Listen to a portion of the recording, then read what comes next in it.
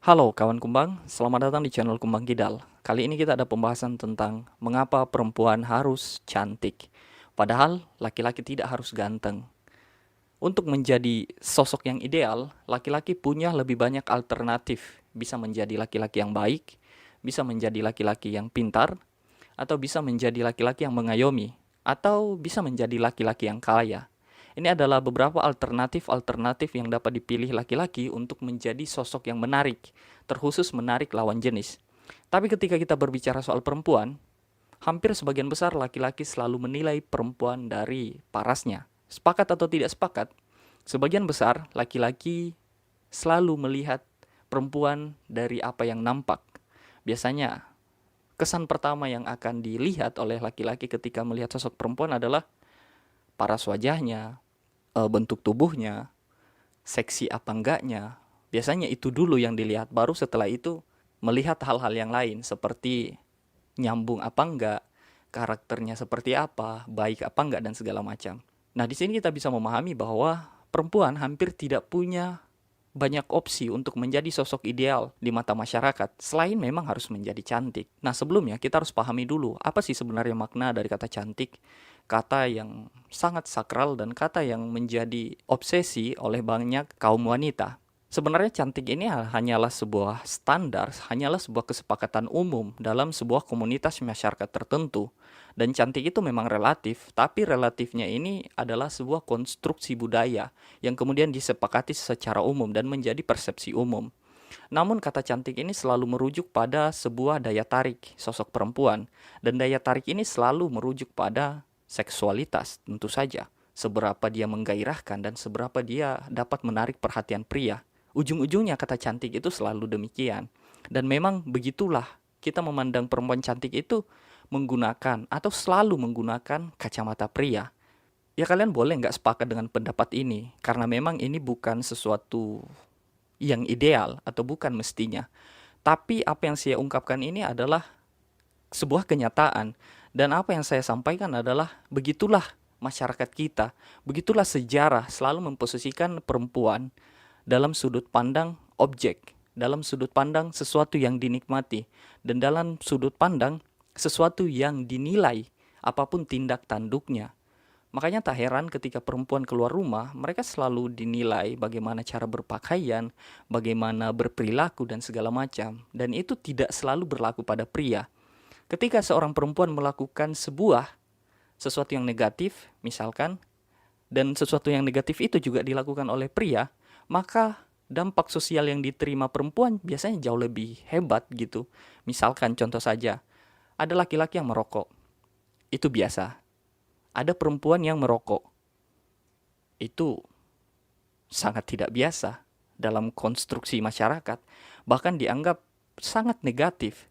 Padahal dari sisi kesehatan, ya laki-laki juga nggak sehat kalau ngerokok, itu bisa merusak alat reproduksi tentu saja, bisa bikin impoten. Nah, dalam kasus-kasus seperti ini kita bisa tahu sebenarnya perempuan memang menerima beban sosial yang lebih berat dalam norma-norma atau dalam kesepakatan-kesepakatan umum di kehidupan ini. Lalu pertanyaannya adalah kenapa perempuan harus menjadi cantik? Atau kenapa banyak perempuan terobsesi untuk menjadi cantik? Jawabannya sederhana. Karena perempuan selalu dinilai dari penampilannya. Mayoritas masyarakat kita, mayoritas kultur kita selalu menempatkan perempuan istimewa ketika dia cantik. Perempuan yang cantik biasanya akan memperoleh kemudahan-kemudahan, memperoleh popularitas bahkan menjadi kaya raya karena dia cantik, karena dia seksi, karena dia menarik. Nah, ini disadari oleh banyak wanita bahwa ketika mereka menjadi cantik, maka mereka akan mendapatkan berbagai privilege yang menempatkan mereka sebagai sesuatu yang istimewa dalam kebudayaan, dalam kehidupan bermasyarakat. Nah, di belahan bumi Afrika terdapat sebuah negara yang bernama Mauritania. Di sana perempuan terobsesi untuk menjadi obesitas. Ya, ini mungkin terdengar aneh, tapi begitulah nyatanya. Karena di Mauritania, standar cantik itu memang anti-mainstream. Perempuan di Mauritania akan dianggap cantik ketika memiliki berat badan yang berlebihan, atau kita sebut obesitas. Perempuan yang cantik adalah perempuan yang memiliki lipatan lemak di mana-mana. Perempuan yang cantik adalah perempuan yang gemuk, Semakin gemuk perempuan, maka semakin cantik dia dan menarik dia di mata masyarakat. Sebenarnya normal saja ketika para perempuan terobsesi menjadi cantik, apapun itu standarnya. Entah itu menggunakan standar Mauritania atau menggunakan standar global yang ada sekarang. Tapi obsesi menjadi cantik ini akan menjadi masalah dan mengerikan ketika obsesi ini menjadi obsesi seluruh masyarakat. Menjadi gemuk atau menjadi cantik di Mauritania itu bukan lagi obsesi kaum wanita saja, bukan lagi obsesi para gadis-gadis saja, tapi sudah menjadi obsesi masyarakat umum oleh ibu-ibu mereka, oleh ayah mereka, oleh seluruh pria, dan kemudian pada akhirnya adalah gadis-gadis ini dipaksa untuk menjadi gemuk atau cantik dalam ukuran orang-orang Mauritania. Emang seberapa penting sih menjadi cantik atau menjadi gemuk di Mauritania? Di sana perempuan itu bisa dikatakan menjadi gemuk itu adalah sebuah kewajiban, sesuatu yang sangat-sangat wajib. Karena tingkat kecantikan ini dipengaruhi oleh berat badan dan masa depan mereka dipengaruhi oleh seberapa cantik mereka, seberapa menarik mereka. Perempuan-perempuan yang gemuk akan lebih mudah mendapatkan jodoh. Dan para pria hanya akan mau mengantri untuk wanita-wanita yang gemuk. Pria akan sangat nggak mau gitu menikah dengan perempuan yang kurus. Karena tentu saja itu bukan cantik menurut mereka gitu ya. Kemudian perempuan yang gemuk ini dianggap sebagai lambang kemakmuran, lambang kesejahteraan. Sehingga istri-istri yang gemuk akan memberikan kesan bahwa sang suami ini hidup makmur dan memanjakan sang istri. Kurang lebih begitulah perspektifnya. Makanya laki-laki ini juga pengen instan gitu. Daripada nanti punya istri yang kurus dan dianggap sebagai suami yang gagal, maka mereka dengan instan mencari perempuan yang memang gemuk dari sananya. Nah, bagaimana kemudian membuat perempuan-perempuan di Mauritania ini gemuk? Padahal di sana kan gurun ya. Di sana kan panas. Yang normalnya orang-orang yang tinggal di padang pasir itu susah untuk gemuk. Tapi di Mauritania mereka dipaksa untuk gemuk. Gimana caranya? Tradisi penggemukan di Mauritania ini disebut dengan istilah leblou. Dalam proses menjalankan tradisi ini diwarnai dengan paksaan dan kemudian mengabaikan sisi kemanusiaan. Karena perempuan yang mengikuti tradisi ini akan dipaksa mengkonsumsi makanan yang itu setara dengan jumlah kalori 14-16 ribu kalori dalam satu hari. Dan itu terjadi saat mereka masih sangat remaja. Perutnya masih sangat terbatas daya tampungnya begitu. Padahal manusia dewasa normal itu cukup mengkonsumsi 2000 sampai 2500 kalori saja.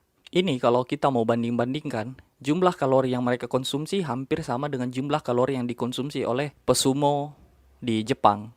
Kalori yang dikonsumsi oleh para sumo di Jepang itu berkisar antara 8.000 sampai 20.000 kalori per hari. Sedangkan yang dikonsumsi oleh perempuan-perempuan yang mengikuti tradisi kecantikan di Mauritania itu sekitar 14.000 sampai 16.000. Artinya kan ini beda dikit aja ya. Nah, jika kita mengikuti standar orang-orang Mauritania, perempuan setidaknya harus memiliki berat badan 80 kg ketika mereka berusia 12 tahun dan itu dianggap sebagai angka yang sangat-sangat ideal. Bayangin berat 80 kilo di usia yang masih 12 tahun. Obesitas sejak dini tentunya. Dan ini sangat mengerikan, mengabaikan fakta-fakta kesehatan dan ya tentu saja sisi kemanusiaan. Saking seriusnya orang-orang Mauritania dalam menjalankan tradisi ini, bahkan di beberapa tempat berdiri camp-camp penggemukan yang itu dikelola secara profesional. Pada usia tertentu, biasanya ketika sudah memasuki usia 12 tahun, para gadis akan dikirim ke camp ini. Dan di sana mereka akan diawasi secara ketat oleh orang-orang yang dianggap profesional dengan tujuan agar mereka di sana bisa fokus untuk menggemukkan diri. Karena di usia ini mereka akan dinikahkan. Tapi kalau nggak gemuk kan nggak ada yang mau nikahin gitu ya. Gadis-gadis itu dikumpulkan di camp-camp ini, kemudian mereka akan dikasih makan, kemudian diawasi, dan bahkan di sana ada hukuman ketika mereka tidak menghabiskan makanan yang telah disediakan. Ya ini kayak hampir-hampir kayak tempat penggemukan ternak ya mengerikan sih. Camp ini nggak gratis tentu saja. Orang tua yang mengirim anaknya ke sana ya harus rela mengeluarkan uang jutaan rupiah. Karena selain untuk membeli bahan makanan, orang-orang yang menggemukkan ini atau orang profesional yang menjadi pengelola di sana itu juga dibayar. Artinya nggak ada yang gratis. Untuk menjadi cantik selain menyiksa para gadis ini, mereka juga harus rela membayar dengan uang yang tentu saja tidak sedikit. Nah, ketika mereka sudah berada di camp, maka mereka akan dipaksa makan. Dan ketika mereka makan, mereka diawasi. Ketika mereka tidak menghabiskan makanan di depannya, kadang-kadang mereka akan dihukum. Kaki atau jari tangannya dijepit oleh kayu, kemudian dipelintir begitu. Jadi kemudian ya mau nggak mau para gadis yang mengikuti tradisi ini makan sambil nangis gitu. Mereka itu makan kekenyangan, bahkan ya tak jarang sampai muntah gitu. Bayangin kamu lagi kenyang-kenyangnya, perut sudah mau meledak tapi masih dipaksa untuk makan. Makan dan makan, minum susu banyak, apa nggak enak gitu. Kemudian mengkonsumsi lemak hewan yang berlebihan, ya kan itu sangat menyiksa ya. Nah, proses ini menjadi semakin mengerikan dan berbahaya karena tak jarang banyak orang yang akhirnya menempuh jalan yang lebih instan dan lebih murah untuk menjadi gemuk. Misalkan mengkonsumsi pil penggemuk untuk ternak yang itu diperuntukkan untuk sapi, diperuntukkan untuk unta, tapi kemudian dikonsumsi oleh para gadis yang ingin gemuk secara instan. Karena pil-pil ini terbukti berhasil menambah nafsu makan dan tentu saja memberikan efek gemuk secara instan dan lebih murah. Tapi ini sangat berbahaya karena pil ini tidak diperuntukkan untuk manusia. Ini diperuntukkan untuk hewan. Nah, akibatnya dari tradisi ini 40% wanita di Mauritania itu mengalami obesitas. Dan kemudian para pria akan bangga menceritakan atau memamerkan istri mereka yang gemuk, yang beratnya sampai ya 100 kilo misalkan dan segala macam. Bahkan tak jarang ada laki-laki yang mengancam akan menceraikan istri mereka ketika istri mereka menjadi kurus. Artinya perempuan di sana ya memang dipaksa untuk selalu gemuk. Karena ketika mereka kurus, mereka menerima dampak sosial yang luar biasa. Mereka dianggap sebagai perempuan yang tidak lagi menarik. Kemudian suami yang memiliki istri kurus akan dianggap sebagai kepala rumah tangga yang gagal. Gagal mensejahterakan istrinya, gagal membahagiakan istrinya, dan begitu seterusnya. Nah, laki-laki ini mau enaknya aja gitu. Ketika gemuk, ketika cantik mereka menikahi. Dan ketika sudah kurus, dicampakkan begitu saja. Kan sangat-sangat tidak adil ya. Memang tradisi ini sudah perlahan berkurang, terkhusus di kota-kota besar. Tapi di pedesaan, nuansa penggemukan paksa ini masih sangat-sangat terasa. Dan perempuan yang gemuk masih saja dianggap cantik. Lalu apa pelajaran yang bisa kita ambil dari kasus ini? Pada hakikatnya di seluruh dunia, perempuan memang selalu dituntut cantik. Ini sudah menjadi konstruksi budaya yang sangat kokoh dan diamini oleh hampir seluruh lapisan masyarakat. Karena itu bahkan perempuan harus menempuh jalan yang panjang dan sulit untuk menjadi cantik. Perempuan harus rela mengeluarkan begitu banyak biaya untuk investasi pada penampilan, pada kecantikan. Ya bahkan tak jarang cara-cara ekstrim ditempuh oleh para perempuan untuk menjadi cantik, yang itu mengabaikan fakta-fakta kesehatan, mengabaikan fakta-fakta sisi kemanusiaan, hanya untuk menjadi cantik. Karena perempuan menyadari bahwa ketika mereka cantik, mereka akan mendapat semacam privilege, mendapat penghormatan khusus, bahkan hidupnya bisa dipermudah. Banyak orang yang akhirnya menjadi kaya raya, menjadi terkenal karena mereka cantik, karena mereka seksi. Dan tentu saja menjadi cantik atau berusaha menjadi cantik jauh lebih simple dibandingkan ketika mereka harus menjadi cerdas. Karena kendati pun mereka berprestasi misalkan menjadi sangat cerdas, menghasilkan begitu banyak prestasi, pada akhirnya yang disorot adalah cantiknya. Kalian pernah mungkin mendengar gitu kan, rektor muda perempuan yang cantik. Kalau nggak berita-berita yang banyak di media itu misalkan, lihat potret pemulung cantik, lihat potret penjual siomay yang cantik. Selalu ada kata cantik yang disematkan untuk apapun kondisi perempuan, untuk apapun prestasinya. Seolah-olah prestasi itu tidak akan ada nilainya jika tidak ada kata cantik di situ. Dan seolah-olah kata cantik itu memberikan pemanis terhadap pencapaian yang atau prestasi yang telah dicapai oleh perempuan. Ini lagi-lagi adalah konstruksi masyarakat yang kacau. Dan ini bukan sesuatu yang ideal, tapi ini adalah realita. Inilah yang terjadi. Pada akhirnya, hampir seluruh aktivitas perempuan itu selalu berkaitan dengan urusan penampilan dan urusan kecantikan. Ketika perempuan berkumpul dengan perempuan yang lain, yang mereka bahas adalah penampilan, yang mereka bahas adalah tentang kecantikan. Ketika mereka punya waktu senggang, yang mereka lakukan adalah membuka smartphone, kemudian membuka marketplace dan membeli barang-barang untuk menunjang penampilan kecantikan. Sebelum mereka keluar rumah, mereka harus berdandan berjam-jam, hanya untuk mendapatkan penampilan yang sempurna agar tidak cacat di mata masyarakat atau menarik di mata para lawan jenis tentu saja. Kemudian sebelum mereka tidur, mereka harus melakukan perawatan dan berbagai macam hal. Pada akhirnya hampir seluruh kehidupan perempuan itu seolah-olah menjadi camp-camp kecantikan seperti yang ada di Mauritania, yang itu diperuntukkan untuk mereka tetap menjadi cantik. Pada akhirnya perempuan menginvestasikan begitu banyak dana untuk urusan penampilan dan kecantikan. Makanya bisnis yang berhubungan dengan perempuan, dengan penampilan dan kecantikan itu tidak akan pernah ada habisnya. Dan bisnis kosmetik, bisnis pakaian perempuan dan segala macam itu adalah bisnis yang sangat-sangat menggiurkan. Lalu siapa yang dirugikan dan siapa diuntungkan dalam konstruksi masyarakat seperti ini? Yang paling dirugikan dalam tradisi kecantikan tentu saja adalah perempuan itu sendiri. Karena mereka harus menjalani treatment yang tidak sedikit, mereka harus mengeluarkan biaya yang cukup mahal, dan bahkan tersiksa untuk bisa mendapatkan cantik yang ideal. Ya walaupun sebagian besar perempuan tidak menyadari bahwa mereka dirugikan dalam hal ini. Yang lain mungkin saja enjoy-enjoy aja melakukan itu karena itu dianggap sebagai aktualisasi diri, tapi jika kita mau jujur, ya pada dasarnya perempuan memang dirugikan dalam hal ini. Bayangin ketika mereka sudah berprestasi tinggi-tinggi dan segala macam, tapi yang dinilai tetap penampilannya. Bayangin ketika mereka sudah bekerja begitu giat, menghasilkan begitu banyak pencapaian, tapi yang dilihat selalu penampilannya. Kan sebenarnya ini sesuatu yang tidak adil, tapi itulah kenyataan. Lalu siapa yang diuntungkan? Ya tentu saja orang-orang yang mendapatkan keuntungan ekonomi.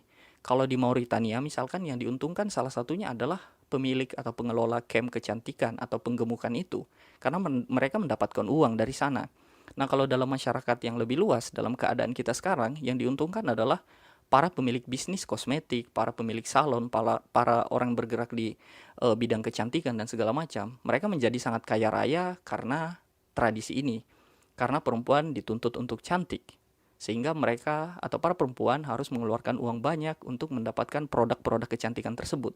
Selain itu yang diuntungkan lainnya adalah pihak lelaki, para pria. Ketika semua perempuan cantik, maka akan semakin banyak pemandangan bagi pria. Karena pria itu adalah makhluk yang visual. Mereka akan sangat bergairah melihat perempuan-perempuan yang cantik, yang seksi dan segala macam. Itu tidak bisa dipungkiri bahwa dalam hal ini yang diuntungkan salah satunya adalah pria. Mereka semakin punya banyak pilihan ketika seluruh wanita menjadi cantik dan glowing. Kan laki-laki menjadi banyak pilihan gitu. Dan pilihannya asik-asik gitu kan. Ya yang diuntungkan kan pria. Nah tradisi perempuan harus cantik ini akan tetap langgeng selama perempuan tidak mau menggeser paradigma ini. Karena laki-laki pemilik modal, para kapitalis tidak akan mau mengubah tradisi ini karena tradisi ini sangat menguntungkan bagi pihak ini. Para perempuan sendirilah yang harus melakukan penggeseran paradigma jika mereka menghendaki. Jika tidak ya selamanya akan begini. Perempuan akan selalu dinilai dari penampilan dan laki-laki akan mendapatkan keuntungan yang tidak terhingga. Terima kasih telah menyimak. Salam Kumbang Kidal, kiri jalan terus.